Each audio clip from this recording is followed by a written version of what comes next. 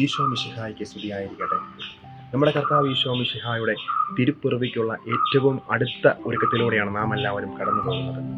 ഇന്ന് നമ്മൾ പ്രധാനമായും ചിന്തിക്കുന്നത് ഉണ്ണീശോയെ കാണുവാനായി പൗരസ്ത്യ ദേശത്തു നിന്നും വന്ന ജ്ഞാനികളെ കുറിച്ചാണ്. പ്രിയപ്പെട്ടവരെ, ഈ ജ്ഞാനികളെ ഉണ്ണീശോയിലേക്ക് കൊണ്ടുവരുന്നത് ഒരു നക്ഷത്രമാണ്. അവർ ഒരു വഴിയിലൂടെ വരുന്നു, ഉണ്ണീശോയെ കണ്ടു വണങ്ങി സ്തുതിച്ചതിന് ശേഷം മറ്റൊരു വഴിയെ കടന്നുപോയെന്നാണ് വചനം പറയുന്നത്.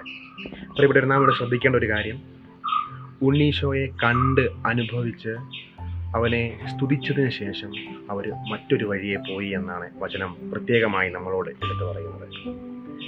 ഈ ക്രിസ്മസിന് നാമും ഉണ്ണീശോയെ കണ്ട് അനുഭവിച്ചതിന് ശേഷം ഈ നമ്മുടെ ഇത്രയും നാളുള്ള ആ പാപ സാഹചര്യങ്ങളും തിന്മകളും നിറഞ്ഞ ആ വഴിയിൽ നിന്നും മാറി നന്മയുടെ ഒരു വഴിയിലൂടെ മുന്നോട്ട് പോകുവാനായിട്ട് നമുക്കെല്ലാവർക്കും സാധിക്കണം.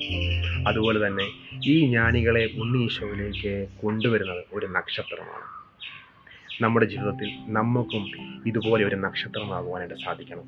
അതായത് മറ്റുള്ളവരെ ഈശോയുടെ അടുത്തേക്ക് ആനയിക്കുവാനായിട്ട് കൊണ്ടു ചെല്ലാനായിട്ട് മാറുന്ന, മറ്റുള്ളവരെ ഉണ്ണീശോയിലേക്ക് നയിക്കുന്ന ഒരു നക്ഷത്രമായി മാറുവാൻ ഈ ക്രിസ്മസിലൂടെ നമുക്കും സാധിക്കട്ടെ. എല്ലാവർക്കും നന്മകൾ ചേരുന്നു. എല്ലാവർക്കും ക്രിസ്മസിൻ്റെ ആശംസകൾ നേരുന്നു.